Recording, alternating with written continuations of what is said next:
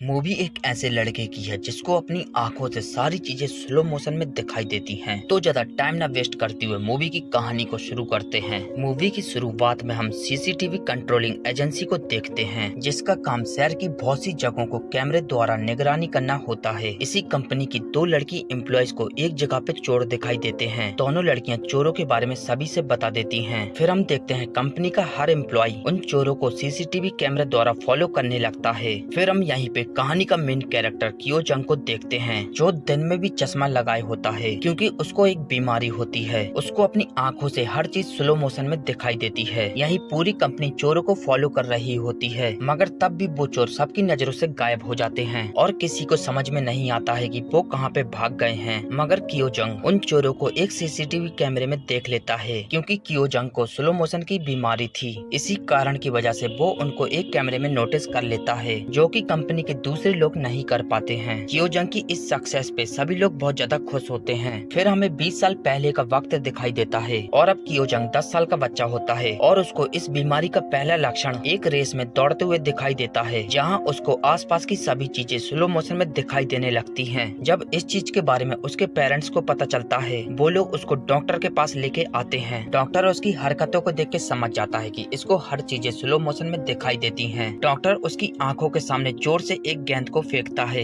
मगर कुंगजू को वो गेंद बहुत ज्यादा स्लो मोशन में दिखाई देती है जिसको वो बहुत ज्यादा आसानी से पकड़ लेता है। अब ये देख के उसके पेरेंट्स घबरा जाते हैं। फिर कुंगजू के पेरेंट्स पैसे कमाने के लिए विदेश चले जाते हैं जिससे कि वो पैसा कमा के लाएं और कुंगजू का अच्छे से ऑपरेशन करा ले। कुंगजू कभी कभी अपनी बीमारी का अच्छा फायदा भी उठा लिया करता था। वो सड़क पे चल रही लड़कियों को हवा के कारण अच्छे से देख लेता था। कुंगजू यहीं पे अपनी बहन के साथ रहता था। कुंगजू को अपनी बीमारी के कारण दिन में भी चश्मा लगाए रखना पड़ता था जिस वजह से स्कूल के बाकी बच्चे उसका बहुत ज्यादा मजाक उड़ाते थे। मगर यहीं स्कूल की लड़की सुमो कुंजू के सीधेपन से उसकी अच्छी दोस्त बन जाती है। कुंजू सुमो की बहुत सारी पेंटिंग्स बनाया करता था और दोनों बहुत ज्यादा खुश रहा करते थे। मगर यहीं सुमो कुंजू की दोस्त थी इसलिए स्कूल के बच्चे सुमो का भी मजाक उड़ाते थे। इस वजह से सुमो कुंजू से दोस्ती तोड़ देती है। कुंजू हमेशा टीवी में सुपर हीरो वाली मूवी देखता था और क्योंकि वो स्लो मोशन में देखता है तो वो उनके एक्शन को अच्छे से कॉपी कर लेता था। यहीं फिर कुंजू को पता चलता है उसके पिताजी की विदेश में एक्सीडेंट होने की वजह से मौत हो जाती है। अब कुंजू यहाँ पे बिल्कुल अकेला हो जाता है। इसके बाद मूवी फिर से प्रेजेंट में शिफ्ट हो जाती है जहाँ कुंजू उसी सीसीटीवी कैमरे वाली एजेंसी में काम कर रहा होता है। उसी एजेंसी का एक एम्प्लॉय होता है। वो एजेंसी के बॉस से कहता है हमारी एजेंसी में कुंजू नाम का लड़का बहुत ज्यादा अजीब सा है मगर वो इंटेलिजेंट भी है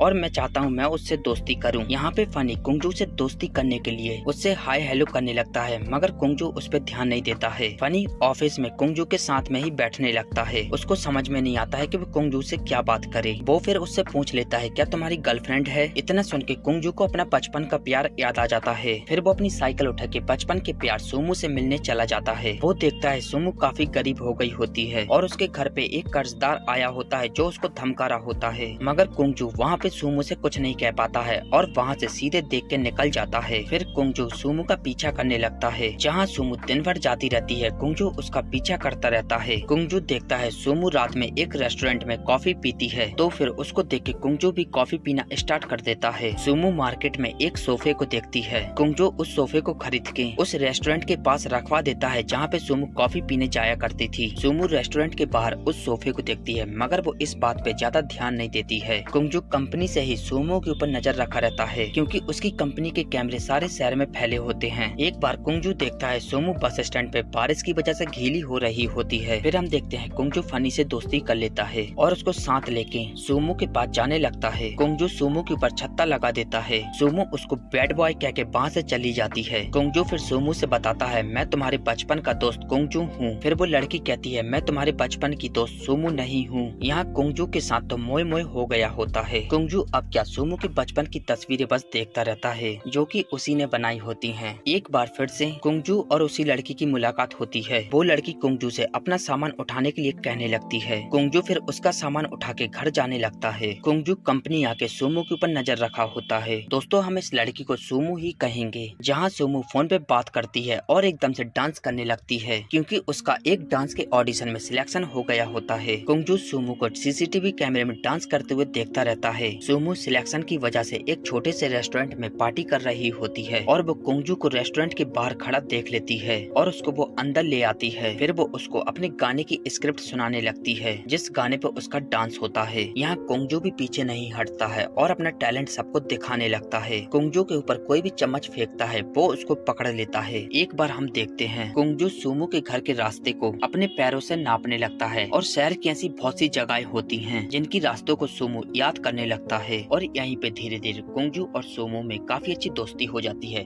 अरे बोले तो प्यार हो जाता है। एक बार सुमो को उसका कर्जदार परेशान कर रहा होता है, तभी वहाँ पे कुंगजू और उसका दोस्त फनी आ जाते हैं और सुमो को उससे बचा लेते हैं। यहाँ सुमो को भी पता चल गया होता है कि कुंगजू उसके ऊपर नजर रखा होता है। फिर वो कैमरे के सामने खड़े होकर कुंगजू को थैंक्स बोलती है। एक बार कुंगजू सुमो से पूछता है, तुम्हारे लिए तुम्हारे जीवन की सबसे बड़ी खुशी क्या है? सुमो कहती है, अगर मेरी कार होगी और मैं उसमें घूमूंगी तो मुझे सबसे अच्छा लगेगा। कुंगजू के पास कार तो होती नहीं है, ना कि उसके ऑफिस में किसी के पास होती है। फिर वो एक बस ड्राइवर से दोस्ती करने लगता है और उसकी बस में बैठ के हमेशा जाने लगता है। ऐसा करके वो बस ड्राइवर धीरे धीरे कुंगजू का अच्छा दोस्त बन जाता है। तो फिर कुंगजू गाड़ी नहीं तो सुमो के लिए बस ही ले आता है और फिर उसको अकेले बस में घुमाने लगता है। सुमो को कुंगजू की ये हरकतें बहुत ज्यादा पसंद आती हैं। एक बार कंपनी के लोग एक अनजान गाड़ी को देखते हैं जिसके ऊपर सभी को शक होने लगता है, जो कि सिटी में घूम रही होती है। यहीं कुंगजू सुजू को देख रहा होता है जो एकदम से एक जगह से गायब हो जाती है। कुंगजू को उसकी बहुत ज्यादा फिक्र होने लगती है। वो फिर दौड़ते हुए उसके पास जाने लगता है। कुंगजू जब सुमो के पास आता है उसे पता चलता है सुंगजू ने ये जानबूझ के किया होता है। यहीं सुजू प्यार से कुंगजू के चश्मे को उतार देती है। कुंगजू को यहाँ पे धुंधला धुंधला दिखाई देता है क्योंकि उसकी आंखें धीरे धीरे और भी खराब होते जा रही थी। सुजू कुंगजू को किस करती है। एक बार कुंगजू देखता है सुजू के घर पे बहुत सारे कर्जदार आए होते हैं जो कि सुजू के साथ बुरा बर्ताव कर रहे होते हैं। कुंगजू यहाँ चाह के भी कुछ नहीं कर पाता है क्योंकि उसकी आंखों के सामने सब कुछ धुंधला धुंधला होता है। कर्जदारों ने सुजू का पूरा घर बिखेर दिया होता है। कुंगजू वहाँ उन तस्वीरों को देख लेता है जो कि उसने सुजू के लिए बनाई होती है और वो समझ जाता है ये कोई दूसरी लड़की नहीं बल्कि सुजू ही है। सुजू कहती है, मैं तुमसे बचपन वाली सुजू बन के नहीं मिलना चाहती थी क्योंकि मैंने उस टाइम पे तुम्हें इग्नोर किया था। कुंगजू मगर नाराज होकर वहाँ से चला जाता है। कुंगजू उसी बचपन वाले डॉक्टर के पास आता है और अपनी आंखों का चेकअप करवाता है। डॉक्टर बताता है तुम कुछ दिनों बाद अंधे हो जाओगे। यहाँ पे कंपनी वाले उस अनजान गाड़ी को फिर से कैमरों में देखते हैं और उस गाड़ी के नंबर को नोट करके उसकी कंप्लेंट पुलिस में दे देते हैं। यही कुंगजू देखता है वो गाड़ी सुजू के रास्ते में होती है। फिर वो सोचता है उसे कुछ हो न जाए, वो उसको बचाने के लिए जाने लगता है। यहाँ कुंगजू पूरी तरीके से अंधा हो गया होता है मगर तब भी वो जा रहा होता है। कुंगजू का दोस्त फनी उसके ऊपर नजर रखा होता है। कुंगजू अंधे होने की वजह से एक गाड़ी से टकरा जाता है और नीचे गिर जाता है। कुंगजू फिर उन्हीं कदमों का इस्तेमाल करते हुए जो कि उसने पहले गिने होते हैं सुजू के घर पे जाने लगता है। सुजू के पास एक आदमी खड़ा होता है। वो आदमी कुंगजू को उनके पास आते देख लेता है